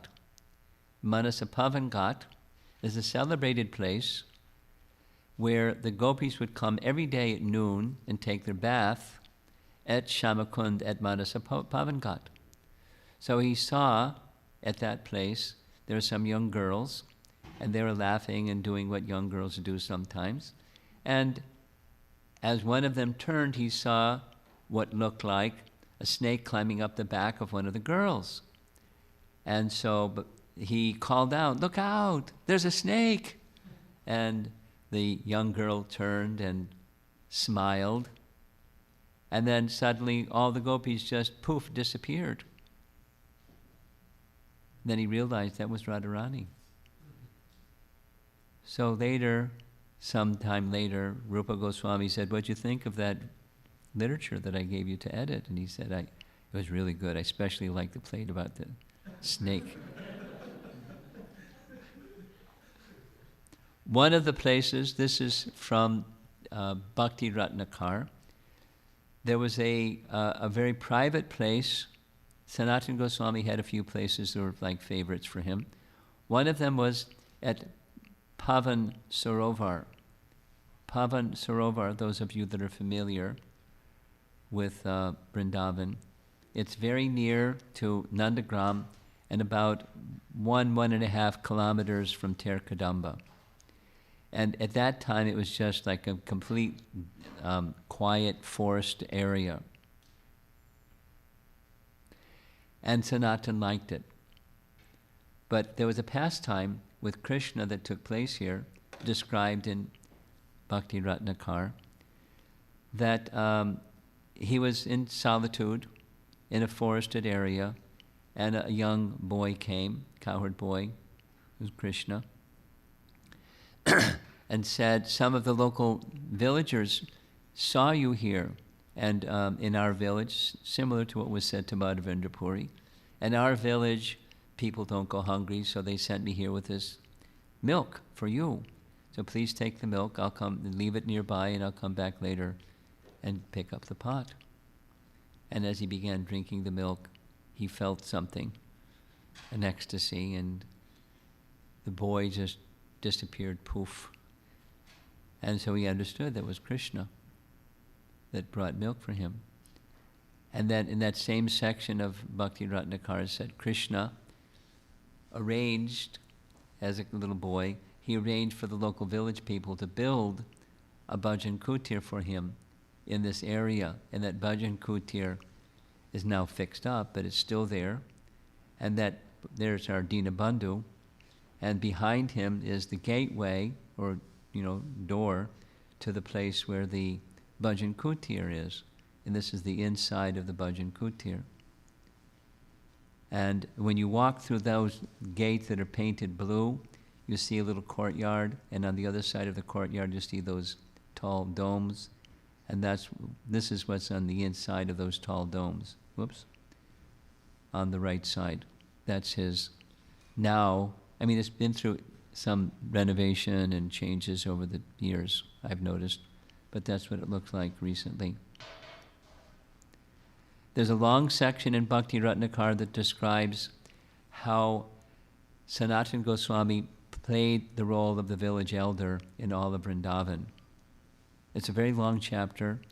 Because of time, I'm not going to describe it too much. But very affectionate to everybody, just like a father. Although he was equivalent to the Prime Minister of, third of India, he had that stature, and an exalted, elevated, renunciate and pure devotee. He lived with the people of Vrindavan like he was one of them.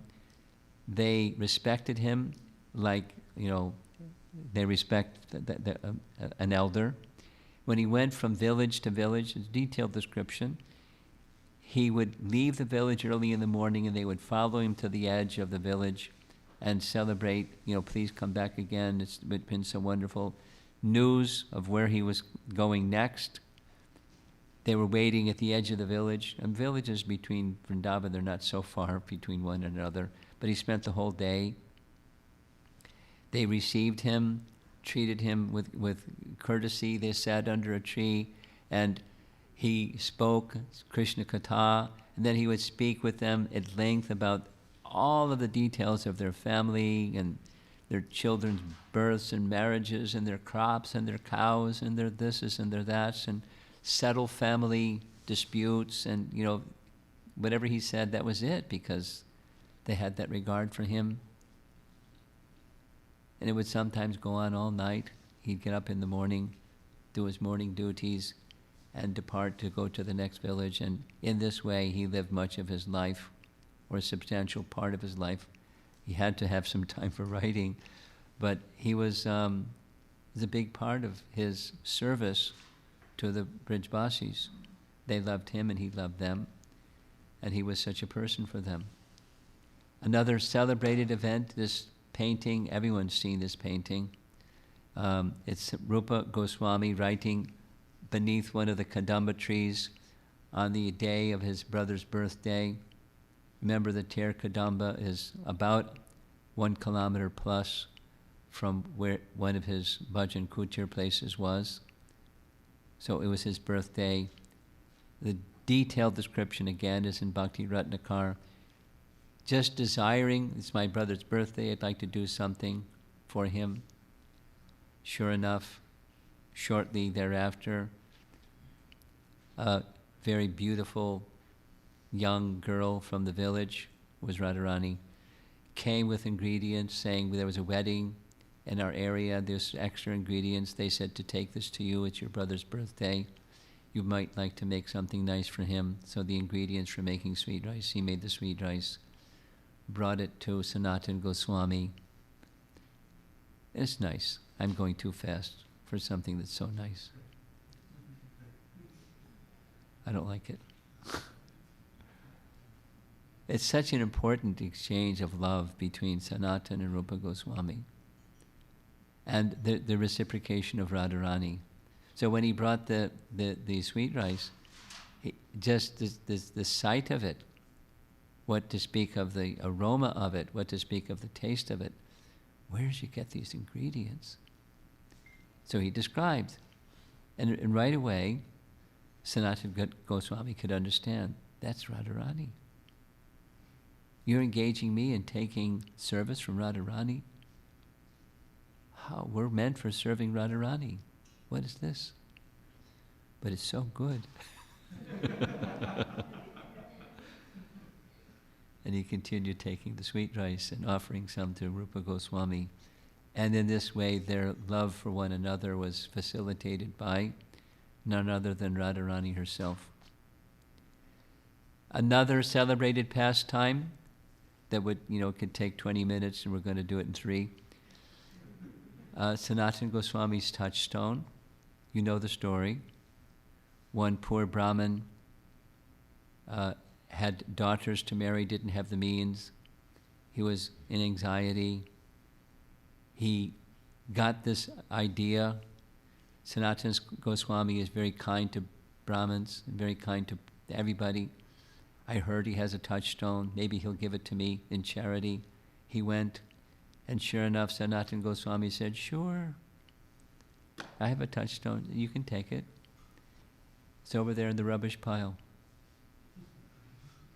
Sure enough, he took the touchstone back to his place, touched it to his old iron pot, and it became gold. And he, being a Brahmin, he put 2 and 2 together and said, if he's put this in the garbage, he must have something more valuable. So he went back, and do you have something more valuable? Sure, far more valuable. Can you give that in charity too? Sure, on one condition, take the touchstone and throw it in the river. He looked at the touchstone, looked at Sanatan, looked at the touchstone, looked at Sanatan, threw it in the river. And Sanatan gave him the holy name. Far more valuable than any jewel. A very wonderful exchange took place. Again, another 20-minute story in 3 minutes. Jagadananda Pandit had such love for Lord Chaitanya and a temperament that was unpredictable due to the intensity of his love. So he, Jagadananda, had great affection for Sanatana Goswami and vice versa. So one time when visiting in Vrindavan, Jagadananda was cooking. He was very good at cooking. And he was cooking, and he noticed that Sanatana Goswami had a turban. And he asked him while he was cooking, where'd you get the turban? Thinking, Lord Chaitanya must have given it to him. And he said, oh, Mukunda Saraswati gave me a gift. Mukunda Saraswati. Jagadananda turned with a cooking pot raised in his hand, ready to smash Sanatana Goswami. How can you do this? Mukunda Saraswati is a Mayavadi, and you're one of the most exalted, celebrated devotees of Lord Chaitanya. How could you take a cloth from this person, put it on your head? I can't understand it. And he was in anger, ready to smash him. And Sanatana Goswami was in ecstasy. He said, now receiving this gift from Mukunda Saraswati has proved its purpose. You have shown me the kind of love that you have for Lord Chaitanya that no one else has. And I'll certainly take this cloth and give it away to somebody else. So, nice pastime. It is said, this one's easy, he slept only 2 to 3 hours each night, and at night, one of the things he would do is write his books, because he had other services to do during the day. So he would sometimes write books to the light of leaves, dried leaves burning. There's another nice story which we'll tell when we get to Jiva Goswami, that's probably tomorrow evening, about finding Jiva Goswami inside a crocodile hole by the side of the Ganges. Again, because of time, I'm not going to go there. You'll see this same image again when we speak about Jiva Goswami. But he came to know that Jiva Goswami was in this desperate situation because Rupa Goswami felt or expressed had chastised him for correcting a traveling Pandit who was criticizing Lord Rupa Goswami's writings. Anyway, we'll hear that story later. And I'm far from done yet. 2 hours. There's a nice description, again in Bhakti Ratnakar, of a pastime that took place between Sanatana Goswami, Rupa Goswami, and one old Brahmin. The detail of the story is Rupa Goswami was meditating on a pastime that's illustrated by this painting. Radha was being decorated by Krishna.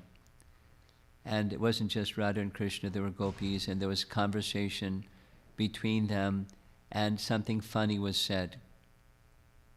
And when that something funny that was said, Rupa Goswami laughed, because he was participating, not just seeing. There's some detail. So a detail is found in Brahma Samhita. There are mantras, mantra upasana, where one can have a darshan like a painting, or a spurti, a moment of ecstasy where one can visualize a pastime of Krishna. And there's a more advanced stage of absorption in meditation upon Krishna and mantra meditation, where one can not just see like a still picture, but one can see the pastime unfolding, and one can participate in the pastime. And that's what Rupa Goswami's stage of consciousness was. He was participating in this pastime as Sri Rupa Manjari. And when this pastime was occurring and it was humorous, he laughed. Now when the soul moves, sometimes also the body moves. So there was laughter appearing externally, although he was in meditation. Spiritual absorption in Krishna's pastimes. As he was experiencing like this, passing in front of him was an old Brahmana who was so old that he wasn't able to walk straight. And the old Brahmana saw Rupa Goswami laughing and thought he was laughing at his invalid condition. And his mind became very disturbed. So he went to Sanatana Goswami and described what happened. And Sanatana Goswami heard him and said, "Let me investigate, I'll get back to you." Sometime later, Rupa Goswami gave his version of what happened. During the day, I was experiencing such and such, and then suddenly my meditation broke. And try as I may to enter again into that meditation, I couldn't enter into that meditation.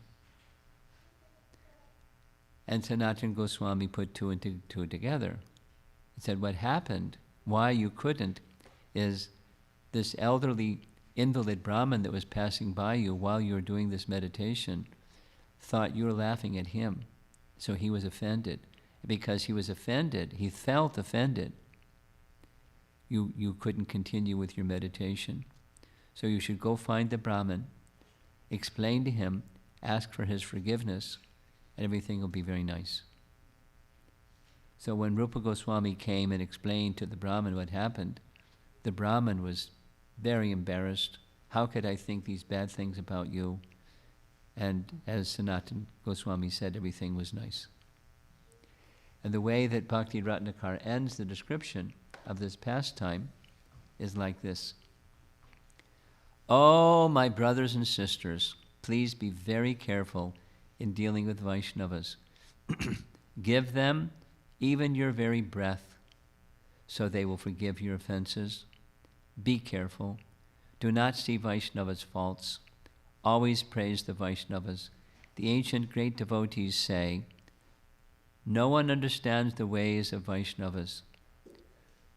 Through his dear devotees, Lord Chaitanya has taught this truth to us. Hold the devotees' lotus feet to your head and dive into the nectar of pure devotional service. Very nice. Beware of Vaishnava aparad, even unknowingly. It's, how many times unknowingly have we offended people? Who knows? Because it's unknown. But it's real. It's just something, we heard it in Chaitanya Bhagavat over and over and over and over. It's a big deal. Vaishnava aparad is a big deal. And Sanatana Goswami was instrumental in unraveling this one. Another one of his places where he kept his place of bhajan was by the side of Manasi Ganga. This is what the outside looks like, and this is what the inside looks like. That's Sanatana Goswami in a painting with Manasi Ganga in the background. And just nearby, very, very close by, is a temple of Mahadev, Chakaleshwara Mahadev.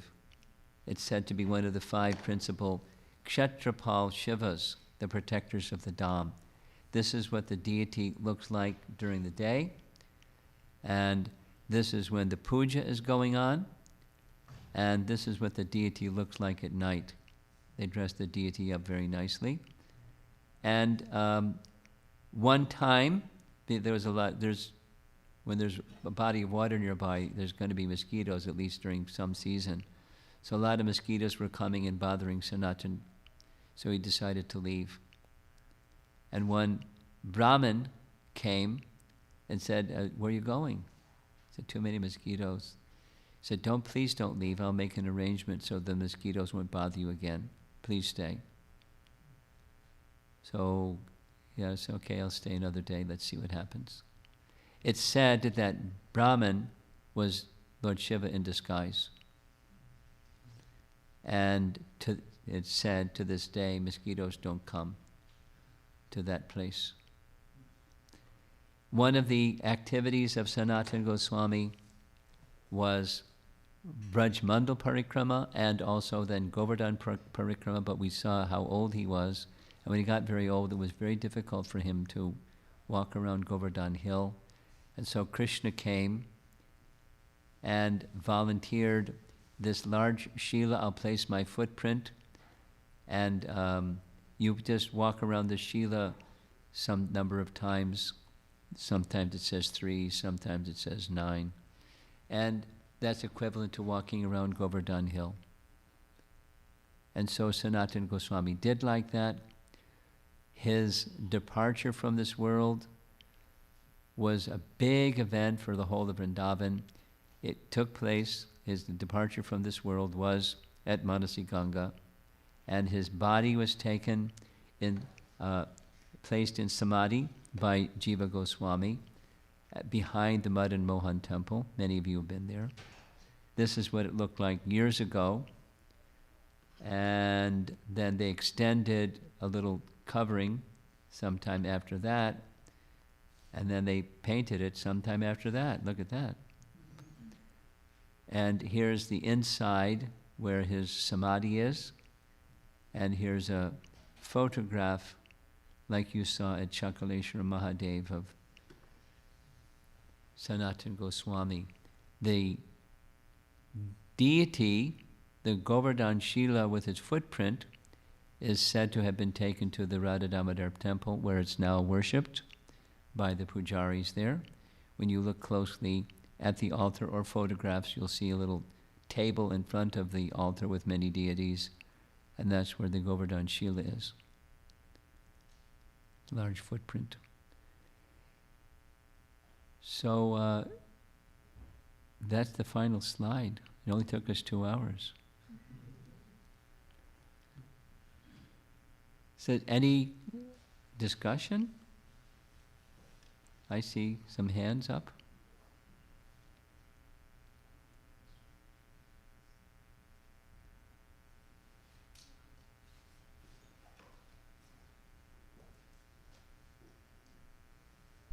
Hare Krishna Maharaj, I was wondering if there was a significant Goswami and Sanatana Goswami kept missing each other, or at least did map that you illustrated. I thought I heard you mention that Chaitanya Mahaprabhu arranged them missing each other. And I was just wondering if there was a reason why they did. A reason? Or a significance to the fact that they kept missing each other. I don't know. The ways of Lord Chaitanya are very mysterious. So who can say the reason? By evidence, he wanted to instruct them individually. So Rupa Goswami's departure from Vrindavan was shortly before Sanatana Goswami's arrival. Rupa Goswami's departure from Puri was 10 days before Sanatana Goswami's arrival in Puri. So, the reason, he wanted to instruct them personally, in exchange with them personally. They were going to be together, doing their service together, which they did very wonderfully. They had, such love for one another. It wasn't one way, it was love for one another. But, they were going to have that time. So, who can say? Maybe so many other combination of reasons. Why?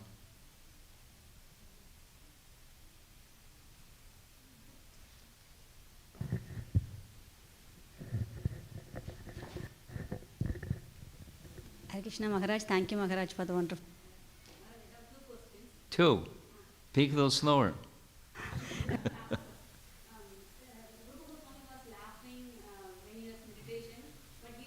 To hurt that Brahmana, but still when he was chanting, he cannot focus. So Sanatana Goswami helped him. So he didn't mean to hurt that Maharaj. How is it offended? Because the man was feeling offended. The elderly Brahmin was feeling offended. There was no offense, but he was feeling offended. You ever have it happen? You say something, do something, where even you want to do something that's nice for someone, and they take it the opposite? Have you ever had that happen? You've all had it happen, of course. So, is it inconsequential? It's consequential. That's the lesson. So here, so you and I, the application point is, you and I should be very careful. And if someone feels, although it wasn't your intention, you go to the person and not like cover up your tracks, but here's the situation. So when there's integrity on the part of a Vaishnava like Rupa or you, then an integrity on the part of the other person. If there's some unintentional, it felt like some offense was made, then there's a warm embrace at the end, and it's nice. if we should go out of our way to try to not, and if it comes to our attention that there is some feeling like this, we go to the other party. That's the instruction.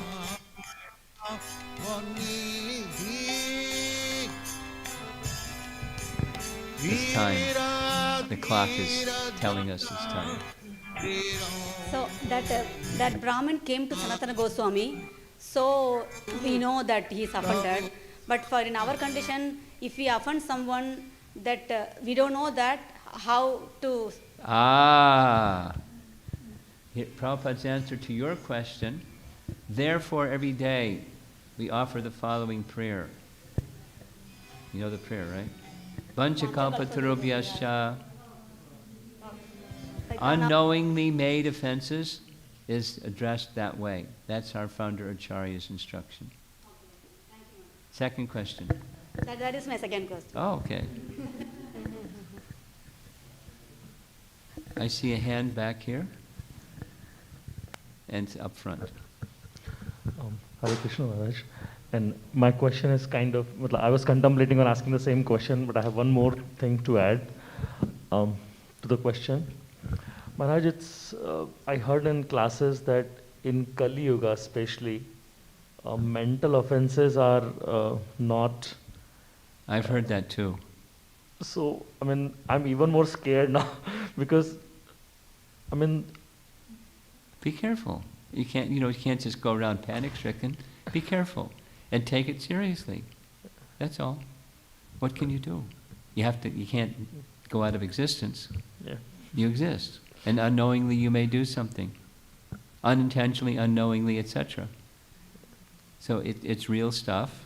And we're not at such subtle levels of meditating and taking part in Radha and Krishna's pastimes, but there's obstacles for us. That's how. So be very careful. And if it comes to your attention, you go to a person. Have you ever done this? I've done this. Not too many times. Many times. And a person say, no, you don't apologize, but you apologize. I feel badly, and that you were feeling such and such. Sure. And whether they accept it or not, you offer yourself that way. That's a Vaishnava demeanor. Okay? And Maharaj, you mentioned Bhurijan Prabhu's lecture a couple of times. Yes, I did. 6 times. No, sir.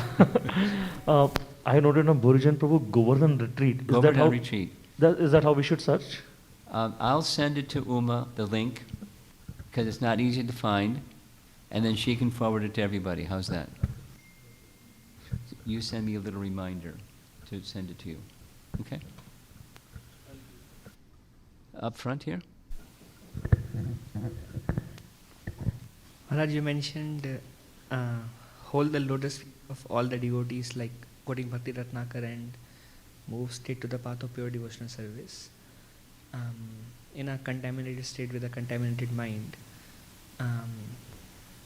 mind has a tendency to find faults, Maharaj. And, Yeah. And mainly I have seen maybe some previous bitter experiences, or maybe because of familiarity or various reasons, and then when I see my mind and the mind is presenting these thoughts and I don't like it, but at the same time I know it's a contamination and I want to be there, I am not able to be there. How can I cross that bridge? Well, put your hand on the steering wheel and the brake pedal. It takes control of the mind and senses and the power to move in the right direction and brake at the right time is bhakti. Say it negatively. Without bhakti, it's not going to happen.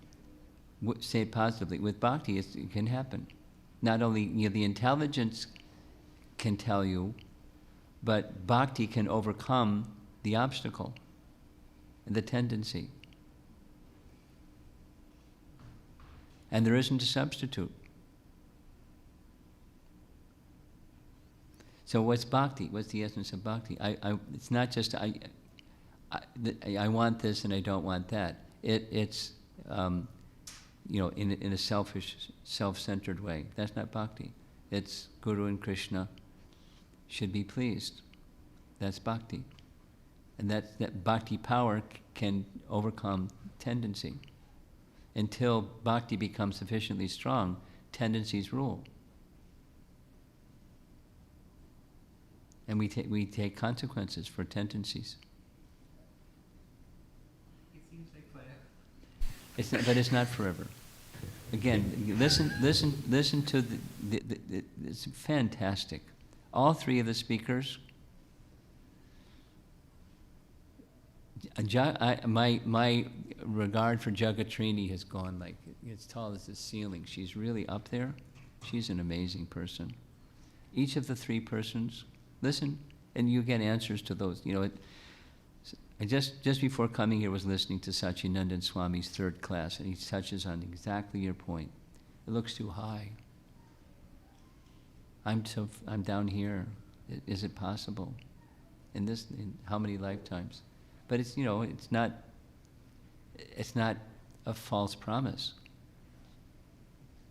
It's within our reach, but it requires mercy, and requires a very, very humble willingness to reach out to that greater power than us. This was one of this question, in my answer to this question, came out just the other day in the visit to Ypsilanti. One devotee was asking something like this: how do we get beyond complacency into real bhakti? That wasn't exactly the wording of the question, but it's the type of question. How do we go beyond our conditioning? Bhakti. Effort and mercy. Sincere calling, recognizing I don't have the capacity, it's not in my power. Nonetheless, I want to be there, some eagerness, wanting to be there, and the assessment and humility of really where I am, I'm not there. So I need mercy. And stay there. Because complacency is, easy. And then nothing changes. And time passes and nothing has changed. And we're wondering what's wrong. The process isn't wrong. Our application is weak.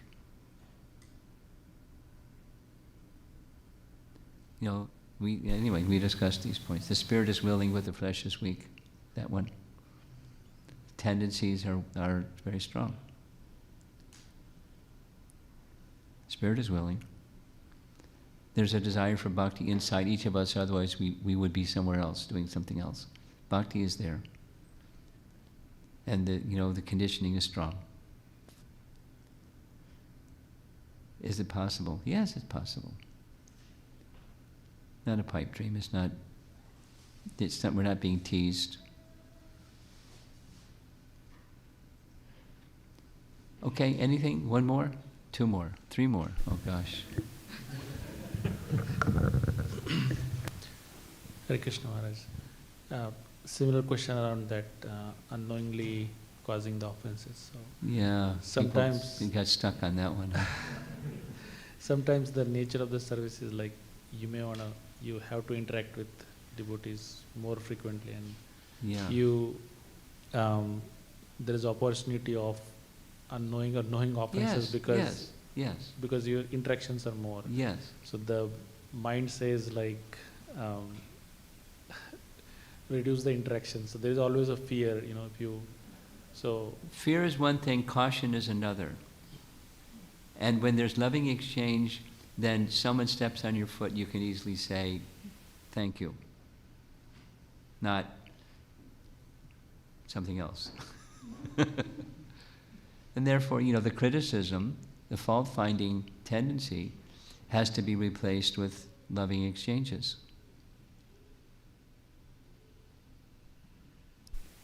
And it takes bhakti to get on the other side of, it had to have loving exchanges, real loving exchanges.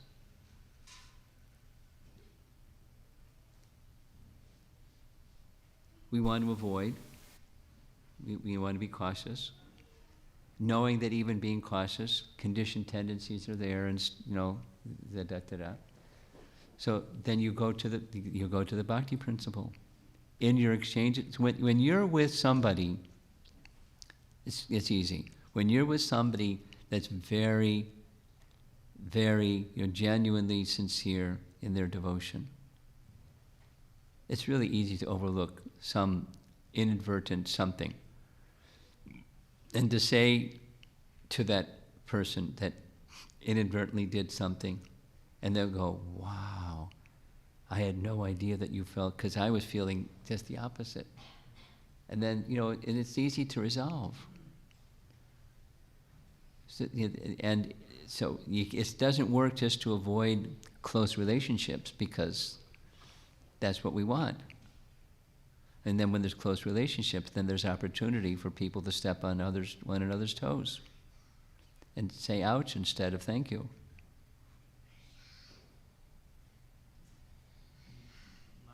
We may not be lucky all the time to have those kind of associations.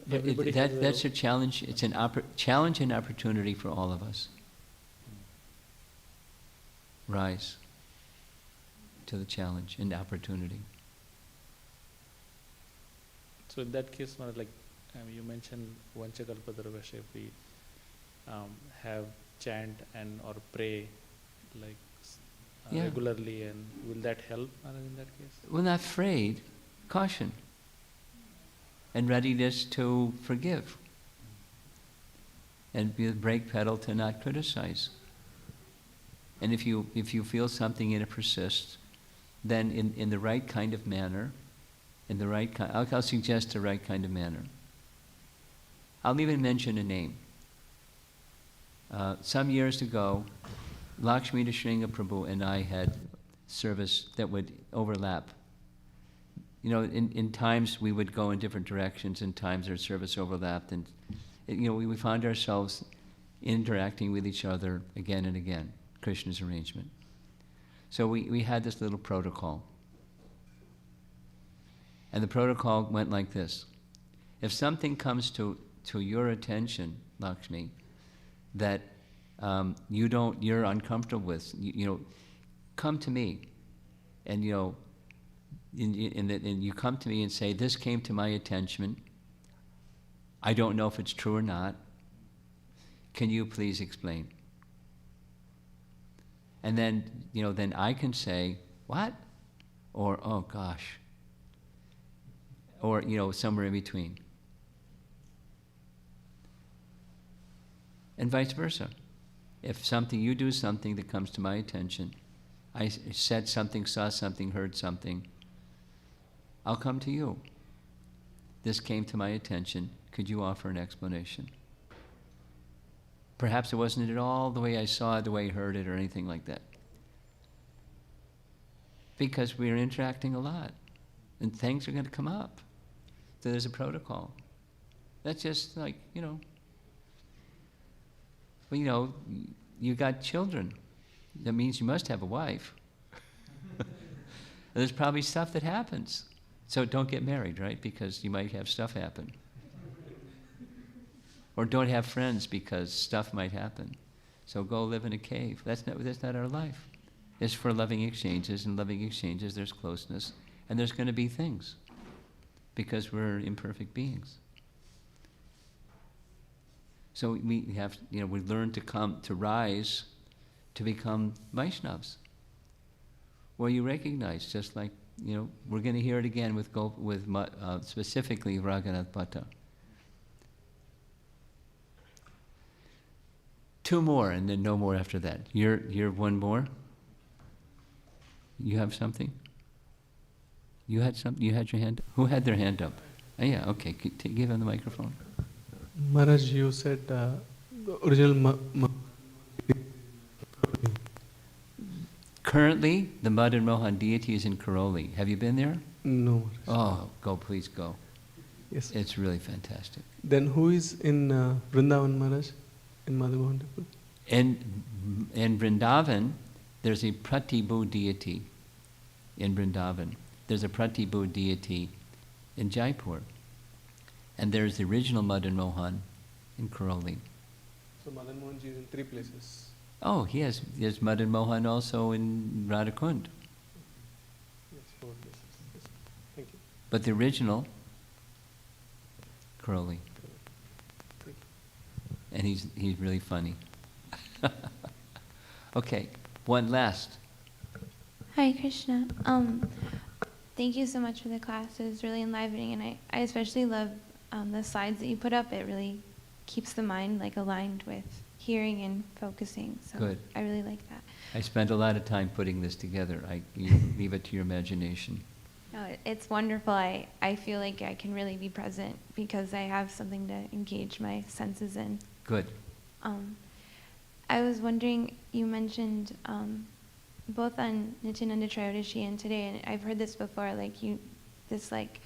you get the mercy of Lord Nityananda and then you get the mercy of Lord Chaitanya. Right. And then you inserted, was it before Lord Chaitanya you get the mercy of the Goswamis? Was it? But basically the question was if there's any more details to that, if there's actually things that happen in between, or is it like a cascade of mercy because you please Guru, Lord Nityananda is happy and then Lord Chaitanya is happy because Lord Nityananda is happy, and then I don't know. I'm not really maybe explaining it right, but I was just trying to understand. I'm trying to understand what you're trying to understand. So I guess you want to know how the puzzle pieces fit together? Or is there more details inserted? We follow the instructions of the spiritual master, and he becomes pleased, and then because the spiritual master is pleased, Lord Nityananda is pleased, but do we have to do anything? Here's the big picture. Keep it simple. Okay. Make simple is nice. There are many merciful personalities who were encouraged as part of our Gaudiya way. We look up to them and we pray to them, we try to serve them, we try to call for their mercy. And it's not like there's a straight line and you follow the straight, and if you don't get the straight line, you lose out. It's not like that. There's a pantheon of merciful personalities. And they all have a function, and they're all merciful. So if you are attracted to X, you're attracted to Krishnadas Kaviraj. He's not listed here. Yeah. You may be attracted to, I know a devotee somewhere, Udrandat Thakur is one of his heroes.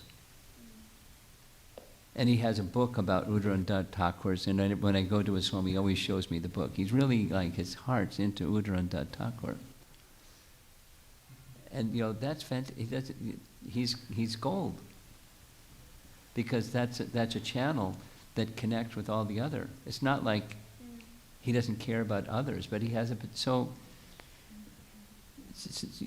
for someone else it's like something else. There may be several personalities, and it's quite okay because they all connect.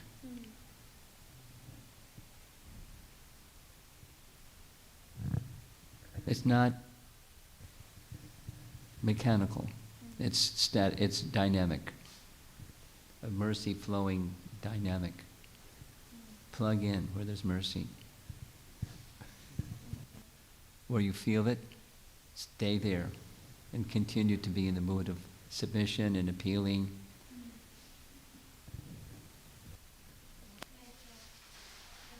Okay? Okay, Hare Krishna. Can I just ask one more question? Sure. I have heard, and I don't know if it has any shastric bearing, but I have heard this before during classes, the special personalities, we're hearing about the 6 Goswamis, or elevated devotees that we celebrate, their appearance and disappearance days.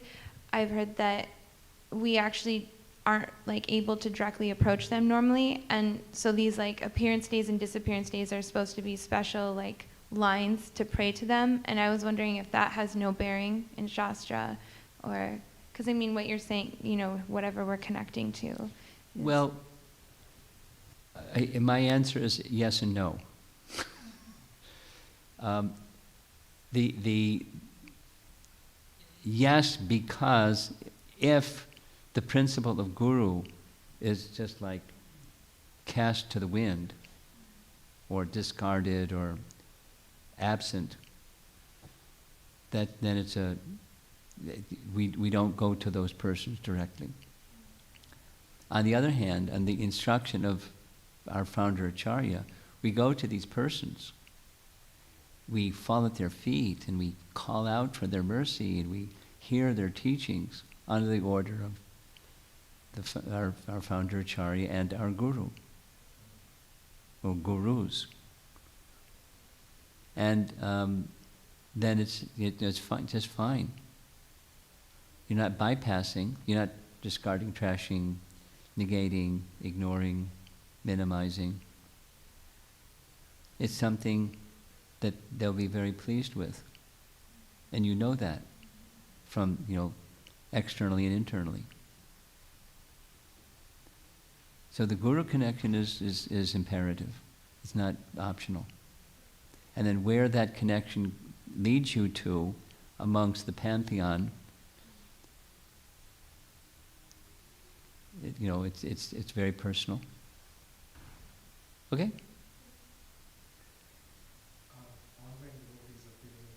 Oh, it's 2 hours and 20 minutes.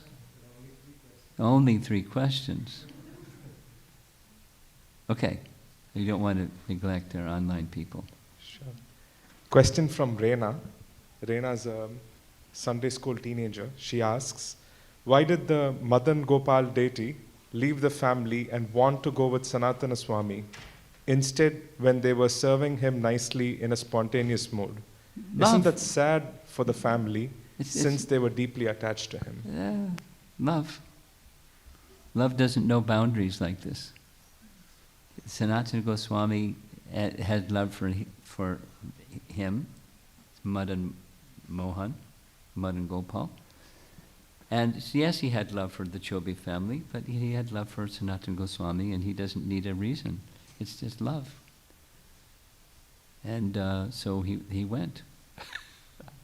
He's independent. Why did Krishna leave Vrindavan?